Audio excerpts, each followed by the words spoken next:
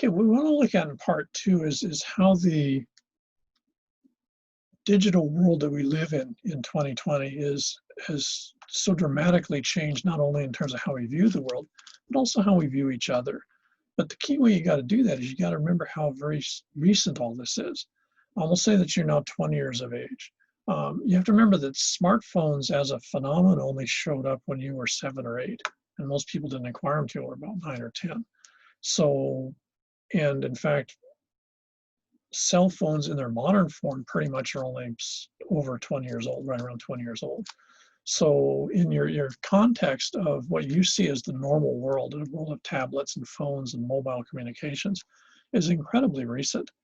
And so what that means, among other things, is we don't really understand the connotations of all this. We don't understand how this has all happened in such a short period of time, because it's changing how we view everything, especially in the post-COVID world that we live in, where a lot of this stuff has now become critical. I'm doing this presentation in Zoom and then recording it because there's no other way to do it effectively. So you guys have gotten used to being in a digital learning environment, probably digital socializing environments, where for many of you that was not really the case just 9 months or a year ago. And that's not going to change.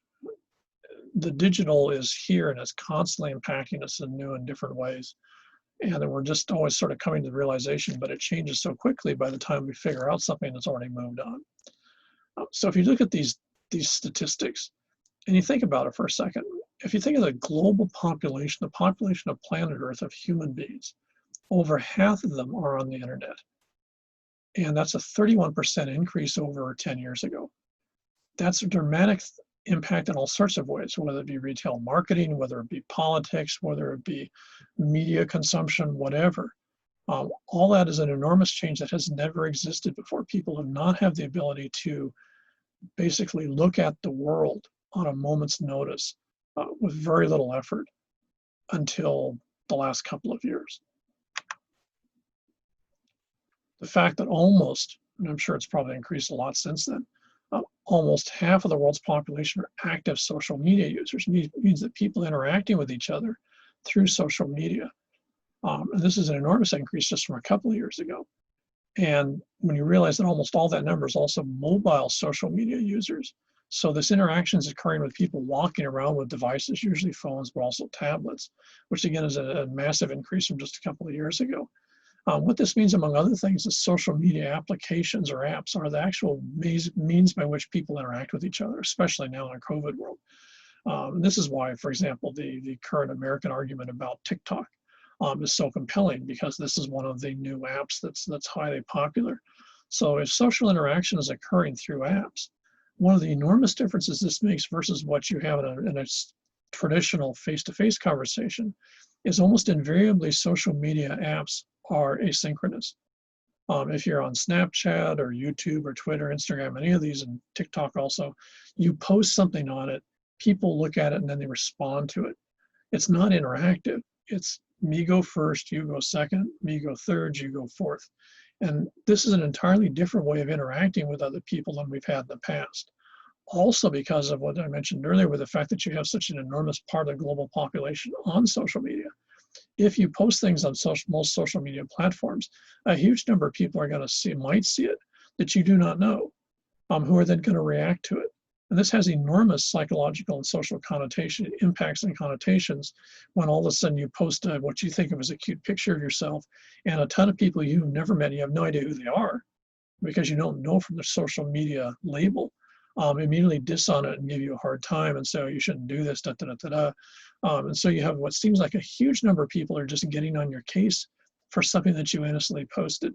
In the past, that wouldn't, the people who would see it would generally be people you know. So you could either discount or accept their critiques or discussion points. Now the vast majority of people who react to something you post are people you've never met, have no idea where they live, and have no idea about them. They're entirely anonymous. So you're interacting with the rest of the world, but through anonymity. You're not interacting through the rest of the world through knowledge of who they are. When you look at social media, this has become an enormous issue in terms of both control of media, who has access to the material that goes through media, and how responsible is media supposed to be. This is an enormous discussion in most societies in terms of what you can post on media and the impact it can have versus the companies that control this. It's important to remember that basically 3 companies control most major social media. Facebook is by far the largest. And that's, you think about it, any particular app that has 2.2 billion accounts is just sort of mind-blowing at some point. And that doesn't include what they have on WhatsApp and Messenger and Instagram, all of which are owned by the same company, which means that their policies, their view of how you use the information, how they're going to control the information, that's a huge part of the world's population that's entirely, if you would, at the mercy of a for-profit company to decide what they're going to see and how they're going to see it. The second in player is Alphabet, which you guys probably know as Google, but of course it's also YouTube. And this again is just mind-blowingly popular. It's not uncommon to see YouTube videos that have been posted within a week that have maybe 500,000 views or maybe 1 million views. When you think about that, it's 500,000 to 1 million, either one would hope separate accounts, separate people watching a particular video that's been posted. And we'll see in a second, just the statistics are just sort of surreal. And then third would be the big Chinese player in all this, who's Tencent. They're most famous for WeChat and QQ. They also have a bunch of other hugely popular apps. They're also in charge of almost all the banking apps in China. So if you're buying something through Alibaba or something like that, almost invariably you're dealing with one of Tencent's apps. So they largely control information flow in China and much of East Asia. And again, when you think about this, the enormous part of the global population has a mobile device, which means they no longer have to go to a phone. I mean, when was the last time you used a regular landline? The vast majority of these are smartphones. But the fact that this has only happened in roughly the last 10 years means that we don't really know how this shapes human behavior. How does this shape how people socialize, how they process information, how they deal with things? We don't know yet, because this is all so recent that we don't know. We don't even know how it affects our own behavior, much less when you talk about the totality of a majority of the global population. When you look at these, the most entrenched societies would be Europe and North America. China's right behind them. Korea is actually by far the largest in terms of the percentage of population that use the internet. You see this especially again in our post-COVID world in terms of the growth of companies like Amazon and Walmart and Target's online stores. There's over 300 million websites. I'm sure that number is probably 100 million more right now. Users average 3 hours a day. And again, remember, this is pre-COVID. I wouldn't be at all surprised if it's maybe 6 to 10 hours a day right now.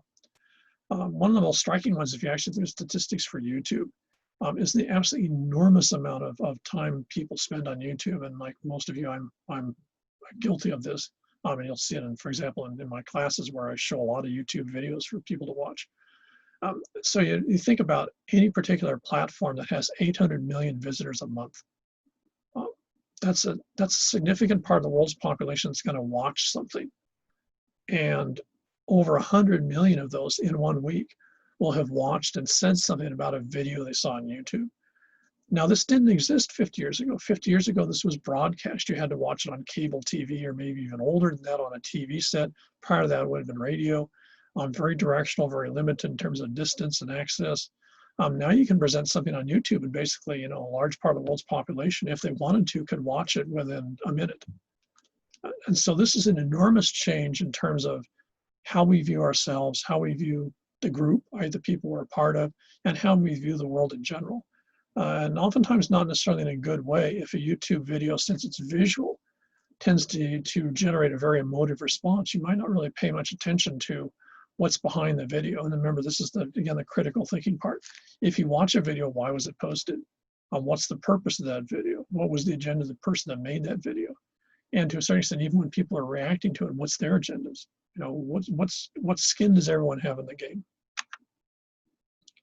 Facebook, again, is probably the most interesting simply because of the size.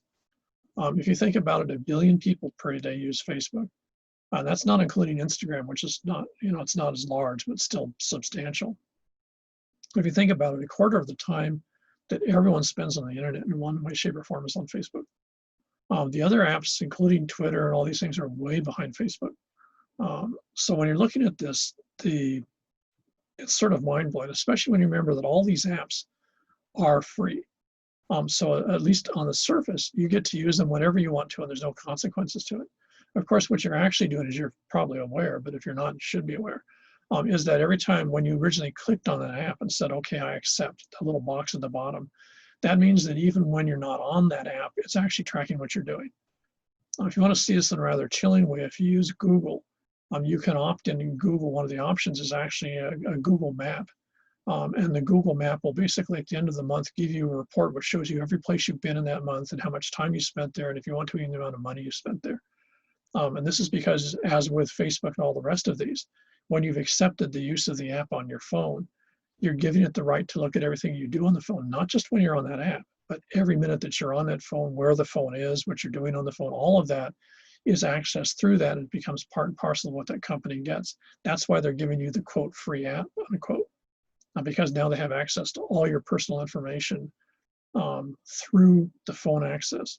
So on one hand, it seems free. On the other hand, there's a lot of questions about just exactly how much does that free actually cost you? And especially, again, because you have to look at these numbers, the enormous amount of traffic and the enormous amount of information that's held here.